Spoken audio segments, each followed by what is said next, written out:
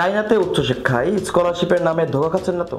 আসসালামু আলাইকুম, Rabiul Islam from white wall consultancy. আজকে আমি আলোচনা করব উচ্চশিক্ষার জন্য চায়নাতে স্কলারশিপের নামে বা এত স্কলারশিপের ভিড়ে আপনি ধোঁকা খাচ্ছেন কিনা, বা আপনি নিজেকে হারিয়ে ফেলছেন কিনা, বা কনফিউশনে পড়ছেন কিনা।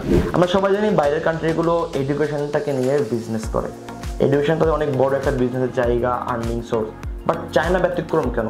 চায়না কেন এত স্কলারশিপ দিচ্ছে, বা আপনাকেও বা কেন দিবে, বা কি লাভটা কি?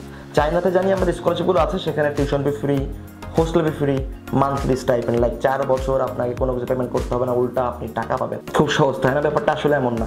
বা সেকেন্ড যদি বলি যে টিউশন ফি ফ্রি, হোস্টেল ফি free. Third type scholarship, tuition fee free, hostel fee payment করতে হবে, তাও সামান্য একটি টাকা, 25 থেকে 40,000 টাকা বছরে। ফোর্থ টাইপ যদি বলি টিউশন হোস্টেল দুইটাই আপনাকে পেমেন্ট করতে হবে, যেটাকে বলি পার্শিয়াল স্কলারশিপ। তো আমি কোনটা নেব, বা কোনটা আমার জন্য, বা আমি কোনোভাবে ধোকায় পড়তেছে কিনা, বা স্ক্যামের শিকার হচ্ছে কিনা? চায়না যেমন এত স্কলারশিপ দিচ্ছে, ঠিক এই স্কলারশিপের নামে অনেক স্ক্যাম হচ্ছে। এই স্ক্যামটা শুধুমাত্র ভার্সিটি না, এই স্ক্যামটা করছে আপনার কোনো পরিচিত এজেন্সি, কোনো মেন্টর, বা কোনো ব্যক্তি যারা আপনার না জানার সুযোগটা নিয়ে তারা ব্যবসা করে যাচ্ছে। তো সবসময় মনে রাখবেন যে আপনি যে স্কলারশিপ নেবেন, এটা কেউ যেন নির্বাচন করতে না পারে, আপনাকেই নির্বাচন করতে। এত ভিডিওগুলো করার একটাই কারণ যে আপনারা যেন যাওয়ার পরে বিপদে না পড়েন, বা আপনাদের কেউ যেন মিসগাইড করতে না পারে। সাপোজ যদি বলি, আমাদের কাছে কিছু সময় কিছু কোশ্চেন আসে বা প্রশ্ন আসে যে আমার স্কোর 3 আউট অফ 5, আমি তো ফুল স্কলারশিপ পাবো, আমাকে অমুক ব্যক্তি বলেছে, অমুক বড় ভাই বা অমুক এজেন্সি বলেছে ফুল স্কলারশিপ দিয়ে দিবে, বা তাদের সিট কেনা আছে, তাদের সম্পর্ক ভালো। ব্যাপারটা টোটালি ধান্দাবাজি। আপনাকে লজিক্যাল চিন্তা করতে হবে যে চায়নার পাবলিক ইউনিভার্সিটি, আমি সামান্য বাংলাদেশে বসে থাকা একটা ব্যক্তি, কিভাবে আমি এত লিয়াজু করি। এটা বাংলাদেশ না, এটা চায়না। এটা এইভাবে সম্ভব না। চায়নাতে যদি আপনি স্কলারশিপ পান, এটা আপনার যোগ্যতায়, এখানে আমার ব্যক্তির বা কোনো এজেন্সির কোনো যোগ্যতা নাই। একদম ক্লিয়ার কাট কথা, এখানে কারোর যোগ্যতা নাই। এখানে আমরা কি করি, আমরা যে আপনার জার্নিটা শুরু থেকে শেষ পর্যন্ত যেহেতু আপনি জানেন না, বা স্টেপ বাই স্টেপ আপনার যদি অভিজ্ঞতা নেই, আমরা হ্যাসেল ফ্রিভাবে কাজটা করে দিই।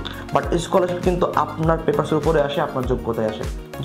যদি বলি কেমন, আপনার প্রোফাইল ভালো, আউট অফ 5, যে জিপিএ 5 এর মধ্যে আপনি 4.5 বা 4 বা 5 আছে, তো আপনি চাইলে যে কোনো ইউনিভার্সিটিতে ভালো স্কলারশিপ নিতে পারবেন।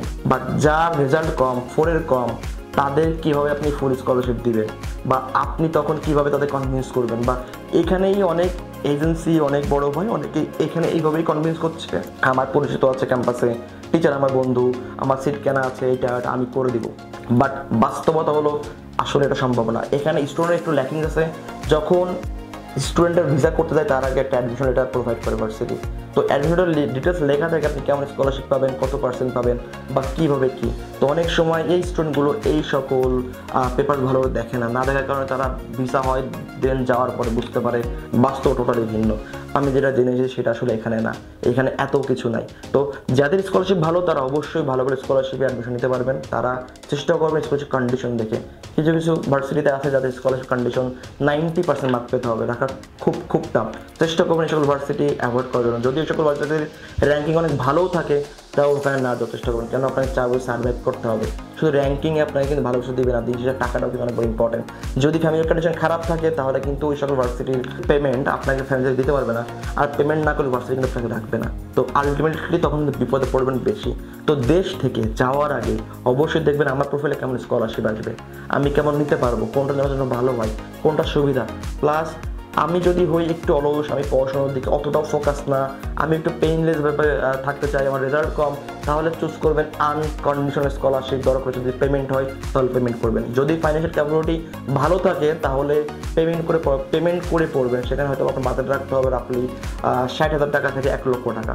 এখন অনেক স্টুডেন্ট আছে তাদের রেজাল্ট একটু খারাপ, বাট উচ্চশিক্ষার অনেক বেশি স্বপ্ন চায় না যে পড়াশোনা করবে, বাট ফ্যামিলি কন্ডিশনটাও খারাপ। সেক্ষেত্রে তাদের বলবো উচ্চাভিলাষী না হয়ে তারা একটু রিভার্স গেম খেলবেন। তারা কি করবেন, তারা ডিপ্লোমাতে অ্যাডমিশন করবেন। কারণ ডিপ্লোমা কিন্তু তেমন কোনো কন্ডিশন নাই। ডিপ্লোমা 3 বছরের ডিপ্লোমা প্রোগ্রাম চায় না, যেখানে টিউশন ফি ফ্রি, হোস্টেল ফি ফ্রি এবং মান্থলি স্টাইপেন্ড পড়ার সুযোগ পাচ্ছেন। তো যাদের রেজাল্ট খারাপ, ফাইন্যান্সিয়াল ক্যাপাবিলিটি কম, তারা ডিপ্লোমাকে চুজ করবেন 3 বছরের জন্য। কেন? 3 বছর পরে আপনি চাইলে 2 বছরে আপনার ব্যাচেলর শেষ করতে পারবেন। নর্মালি বাংলাদেশ থেকে ব্যাচেলর প্রোগ্রাম করে 4 বছর আপনার শেষ হবে। যদি আপনি বাংলাদেশ থেকে ডিপ্লোমা প্লাস ব্যাচেলর জয়েন্ট প্রোগ্রামে যান, তাহলে সেটা ডিউরেশন 5 ইয়ার্স, 1 বছর বেশি, বাট খুব একটা কিন্তু ইফেক্টিভ, খুব একটা প্রবলেম না। অ্যাডভান্টেজ কি, এখানে আপনি স্কলারশিপে পড়াশোনা করার সুযোগ পাচ্ছেন, কন্ডিশন এখানে নাই। তো যে সকল শিক্ষার্থী চায়নাতে উচ্চশিক্ষার কথা ভাবছেন তারা অবশ্যই অনেক বেশি সিলেক্টিভ হবেন, রিসার্চ করবেন, প্লাস যাকে যে কাজ করছেন বা কাজ করবেন তারা আসলে কতটুকু কাজ করতে পারে, তারা আপনাকে মিষ্টি কথায় ভোলাচ্ছে কিনা বা কতটুকু বাস্তবতার সাথে মিল আছে, এই সকল চিন্তা করে আপনারা অ্যাডমিশন নেবেন। যদি আপনারা চান আমাদের সাথে যোগাযোগ করতে পারেন। আমরা 5 বছর বেশি সময় ধরে চায়নার বিভিন্ন ইউনিভার্সিটিতে কাজ করে আসছি। আশা করি আপনার উচ্চশিক্ষার জার্নি ওয়াইড ওয়ার্ল্ড কনসেপ্টের সাথে শুভ হবে। ভালো থাকবেন। আসসালামু আলাইকুম।